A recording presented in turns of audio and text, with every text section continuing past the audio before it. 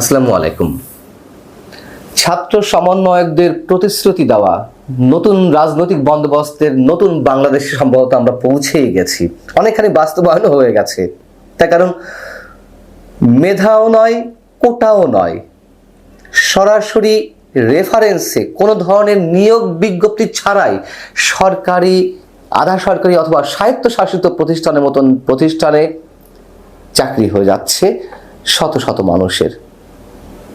তার অনেক এক্সাম্পলও এর মধ্যে তৈরি হয়েছে এবং ঢাকা ওয়াসাতে 150 জনকে কোনো ধরনের নিয়োগ বিজ্ঞপ্তি ছাড়া শুধুমাত্র রেফারেন্স ভিত্তিতে চাকরি দেওয়ার বিষয়টি এর মধ্যে হুলস্থুল কাণ্ড ঘটে গেছে। আপনারা জানেন এর আগে আমরা কি দেখেছি, স্কুলে কোটা চালু করা হবে, জুলাই আগস্ট আন্দোলনে যারা আহত হয়েছেন, নিহত হয়েছেন তাদের পরিবারের সদস্যদের জন্য, মুক্তিযুদ্ধ সন্তানদের জন্য যে 5% কোটা আছে বা পোষ্য কোটা আছে তার সঙ্গে এটা মিলিয়ে দেওয়া হবে। আমরা দেখলাম যে আহতদের মধ্য থেকে যারা সক্ষম তাদের মধ্য থেকে পুলিশে 100 জনকে চাকরি দেওয়া হবে। স্বরাষ্ট্র উপদেষ্টার এই ঘোষণা ছিল। তারও আগে আমরা দেখলাম কোটার ভিত্তিতে ছাত্র প্রতিনিধি হিসেবে 3 জনকে আনা হলো উপদেষ্টা পরিষদে এবং যে কটি কমিশন গঠন হয়েছিল তার সব জায়গাতেই কোটার ভিত্তিতে ছাত্র সমন্বয়করা তারা কমিশনের সদস্য হলেন। এক অদ্ভুত বাংলাদেশ।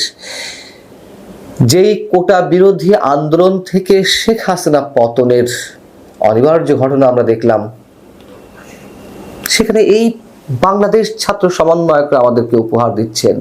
তারা আবার বড় বড় কথা বলেন, নতুন রাজনৈতিক বন্দোবস্তের স্বপ্ন দেখান।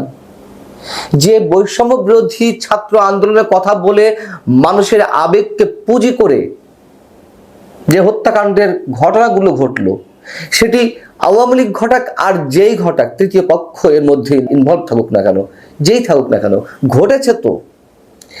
সেই লাশগুলোর উপর দাঁড়িয়ে, সেই রক্তের উপর দাঁড়িয়ে এই ছাত্র সমন্বয়করা আমাদের সামনে কি ধরনের দৃষ্টান্ত স্থাপন করছেন। ঢাকা ওয়াসার ঘটনা আপনারা অনেকেই জেনেছেন, যার সত্যতাও এর মধ্যে উঠে এসেছে অনেকের জবানিতে এবং দু একটি টেলিভিশনের রিপোর্টে। সেখানে নিয়োগ বিজ্ঞপ্তি অথবা কোনো ধরনের পরীক্ষা ছাড়াই 150 জনকে রাতারাতি চাকরি দিয়ে দেওয়া হয়েছে। কাদের রেফারেন্সে দেওয়া হয়েছে? সেই প্রতিষ্ঠানের এপিএস এবং এই তালিকায় নাম এসেছে, যারা রেফারেন্স হিসেবে যাদের নাম এসেছে তাদের মধ্যে সমন্বয়কদের নামও এসেছে। সমন্বয়ক নুসরাত তাবাসসুম, সমন্বয়ক তৌহিদ, সমন্বয়ক নাজমুল। নুসরাত তাবাসসুমের বিরুদ্ধে এর আগেও অভিযোগ উঠেছে। সমন্বয়ক তৌহিদ, তার একার সুপারিশে 6 জনের চাকরি হয়েছে। এবং এইসব নিয়ে যখন কোনো কোনো গণমাধ্যমের সাংবাদিক কথা বলতে গেলেন, ওয়াসার জোন 6-এ প্রবেশ করতে গেলেন, তখন সাংবাদিকদের ঢুকতে দেওয়া হয়নি, বাধা প্রদান করা হয়। একটা পর্যায়ে তারা বাধ্য হয় সাংবাদিকদের ঢুকতে দিতে। কিন্তু এই প্রতিষ্ঠানের সচিব, ওয়াসার সচিব মশিউর রহমান, তিনি কিন্তু অস্বীকার করেননি যে এই ধরনের ঘটনা ঘটেছে। তিনি বলছেন যে আমার স্বাক্ষর করা আছে, যাদেরকে নিয়োগ দেওয়া হয়েছে সেই তালিকায় আমার স্বাক্ষর, কিন্তু যা করার এমডি করেছেন, এমডি তালিকা পাঠিয়েছেন, আমি স্বাক্ষর করেছি, এই বলে তিনি বেঁচে যাওয়ার চেষ্টা করেছেন। এবং আরো কিছু প্রশ্ন করতে গেলে ওই সচিব সহ আরো অনেকেই ক্ষিপ্ত হয়ে ওঠেন, ক্ষুব্ধ হয়ে ওঠেন ওই সাংবাদিকদের উপরে। এমডিকে যখন ফোন দেওয়া হলো, এমডি ফোন ধরেননি।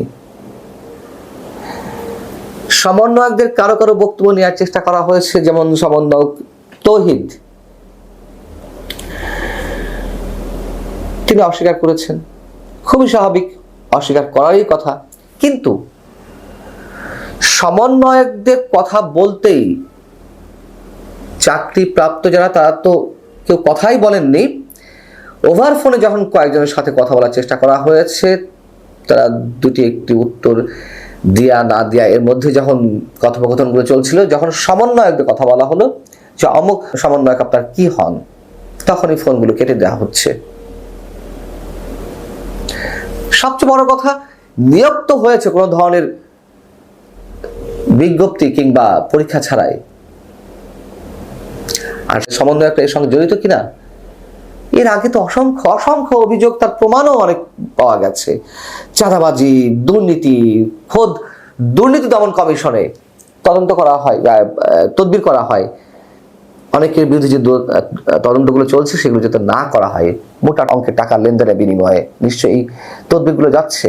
চাঁদাবাজির অভিযোগ শুধু নয়, চাঁদাবাজির প্রমাণ তো অসংখ্য, ভুরি ভুরি ভিডিও ফুটেজ সহ। এবং ডাকাতি করতে গেলে, লুটতরাজ করতে গেলে যখন যে ধরা পড়ছে, তখনই বলা হচ্ছে না না, ওখানে কেউ ডাকাতি করতে গিয়েছিল, হামলা করতে গিয়েছিল, তখন আমরা ঠেকাতে গিয়েছিলাম, এই ধরনের বয়ান দেওয়া হচ্ছে।